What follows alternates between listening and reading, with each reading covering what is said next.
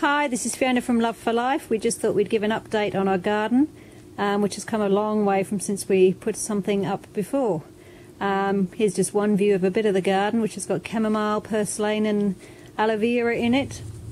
And we'll have a look at some other shots of what we've been doing.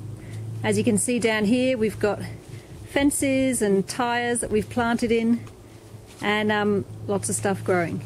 And Hi, here's everyone. Arthur. Yeah, just a quick rundown. We've got chicken wire now on all the fences where we put all the pallets, because we've actually chopped up lots of pallets here now. You can see we're actually getting these from the back of Bunnings. They're chucking them out, and they're very large pieces of wood.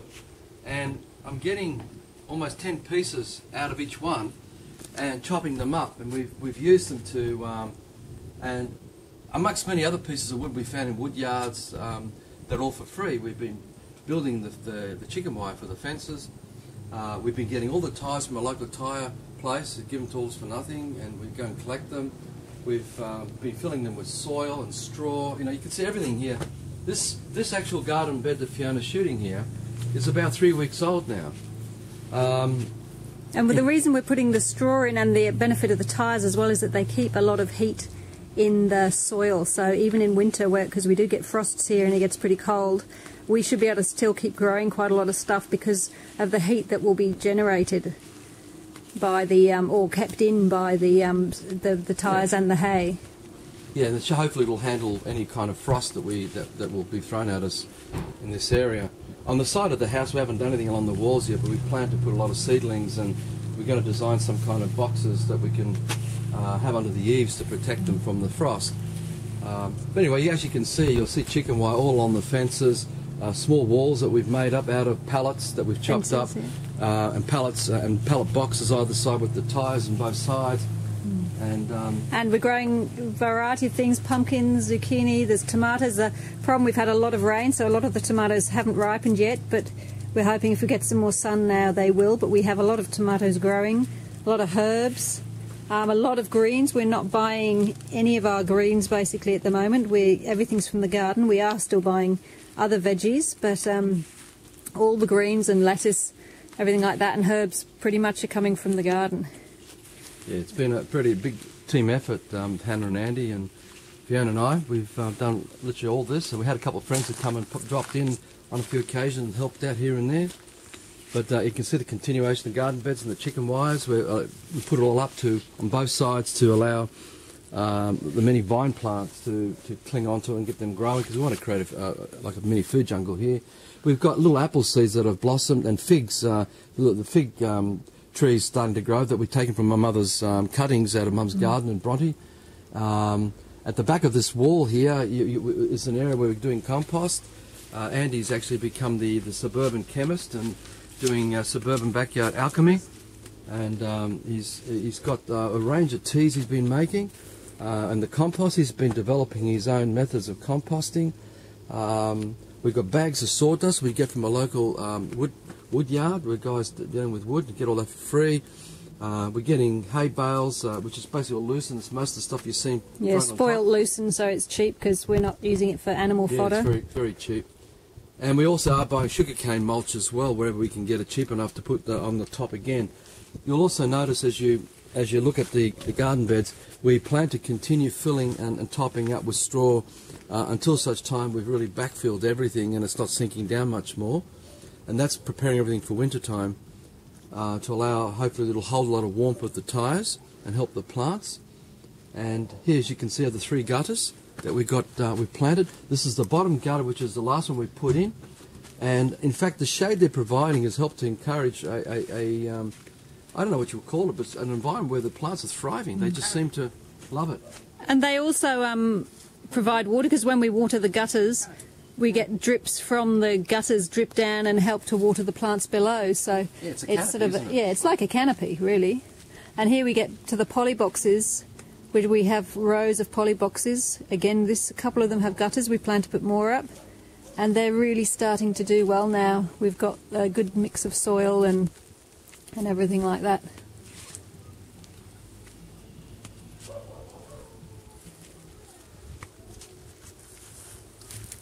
There's some beetroots we've got growing. We've got various kinds of beetroots. We've got some heritage plants from diggers.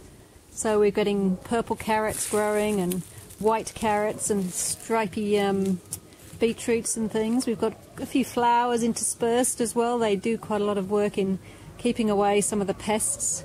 We're working on the snail problem. We must have moved, I don't know, a few thousand snails out of here maybe, bit by bit as we find them.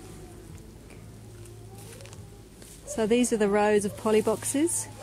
There's Andy just tying up a tomato that's going floppy, and then over the other side here we've got another set of tyre boxes where we've got mainly corn, tomatoes, and we put up the lattice for them to partly to shield us from behind. Yeah, there's a little chicken wire below and lattice up the top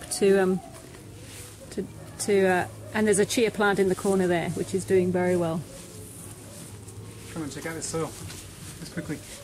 We had real issues with the soil at first. We were using horrible bought cheap potting mix and whatever. Yeah, garbage. Slowly but surely, the plants took a lot of trauma through that. Slowly but surely I met somebody who helped me out a lot. He runs the Plant Doctor Organics in Southern Highlands, and we started adding some of the volcanic minerals, volcamin he calls it, which is a form of zeolite, and also lucerne based fertilizer. And we've eliminated the need to use lime, gypsum, blood and bones. We still give them a liquid feed of seaweed, which has fulvic and humic acid in it. But as far as it goes, the soil is taking care of itself. And we've got we use the worm stuff for the worm farm as well, don't we? Worm farm as well, yeah. What that does, it stimulates the microbes in the soil. Basically, we get the microbes feeding, and when the microbes are feeding, the plants feed directly from them. We don't have to do anything, you know. We're still slaves to a lot of it, but we're finding out how to free ourselves even more. We had a lot of rain. When we started this project, it was late October. In fact, up till now, including December and late January and what is of February now, we would be close to 4 weeks of rain that we've had. We've really had just enormous amount of wet weather.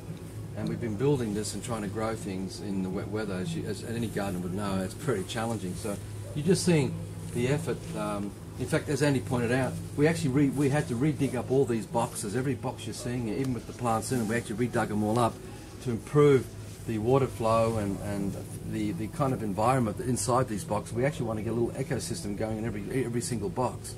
And part of that was throwing a lot of worms. We had like 50 worms in every box. And the minerals that Andy's pointed out, and then it's our hands, isn't it? And yeah, and maybe you can show the new winter section that's only just been created. And it's good to get Hannah to get Hannah into it, because Hannah's actually been very instrumental with a lot of the garden, particularly the herb side of things and planting. And she's actually, even though we've only just finished making this, Hannah's been the main one who's been doing all the work here, and it's good to see it as it is now.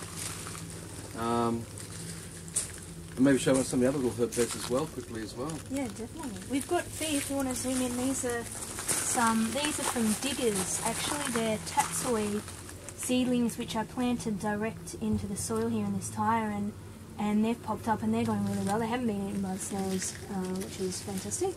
And basically, we've still got a few seedlings in the seed trays, which I'm still pulling out just gradually, bit by bit.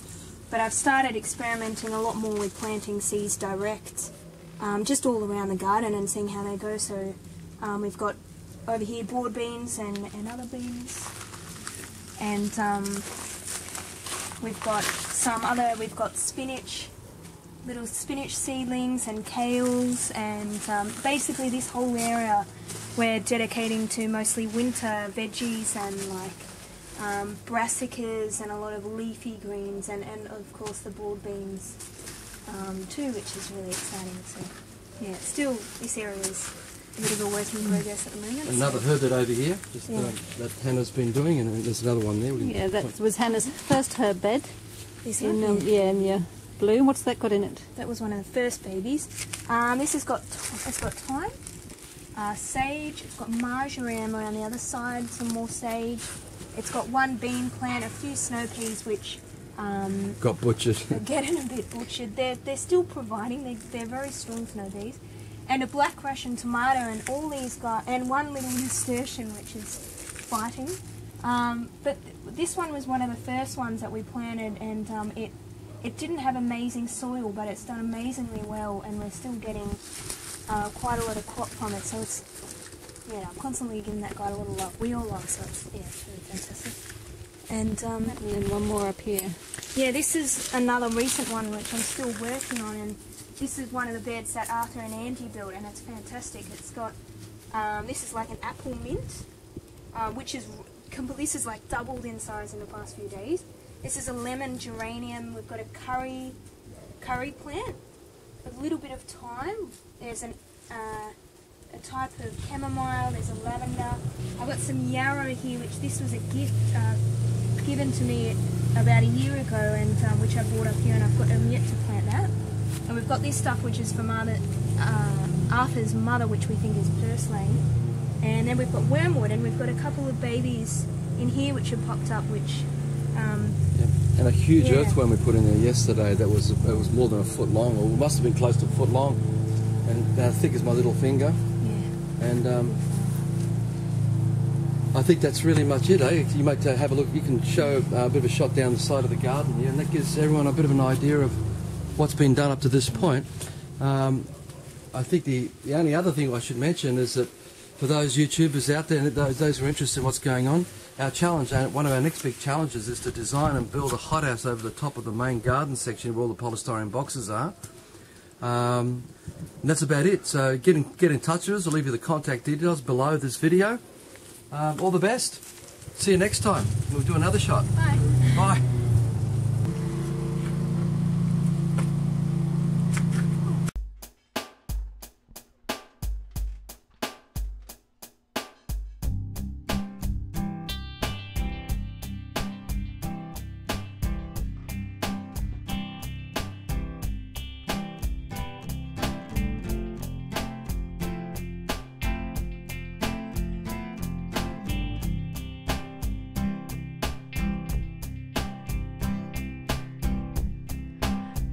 Within our world, watching dreams without blue skies floating by. Why are the grey clouds forming overhead? Forming overhead.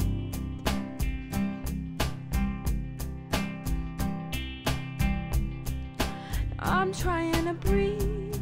I'm following the path mapped out from the start. Why do my dreams keep moving out of sight? Moving out of sight. Ooh, I'm trying to fly, but where's the light that keeps me down?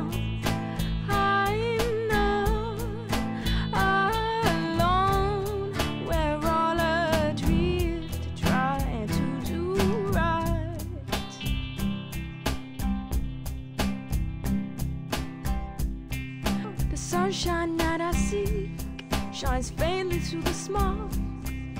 Layers of fantasy, images that blind us to our lives, blind us to our lives.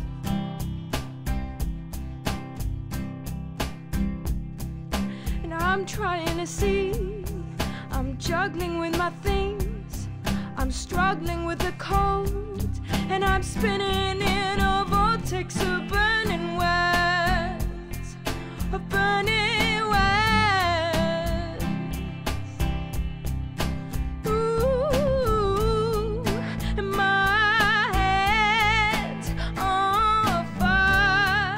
Oh, where's the love inside my heart to wake me up from storyland, from my deep sleep?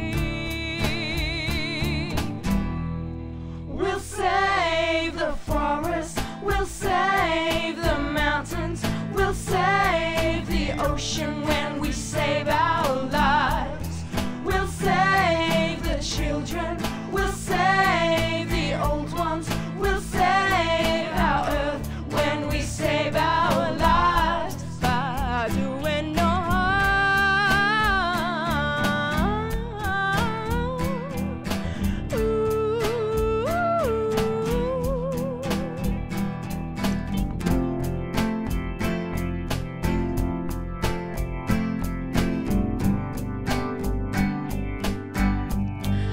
We're living for the love that lights up in our hearts. We're living for the dream of a world of do no harm. We're living for our kin, our tribe of conscious men. We're living for the truth, no more waiting for saviors.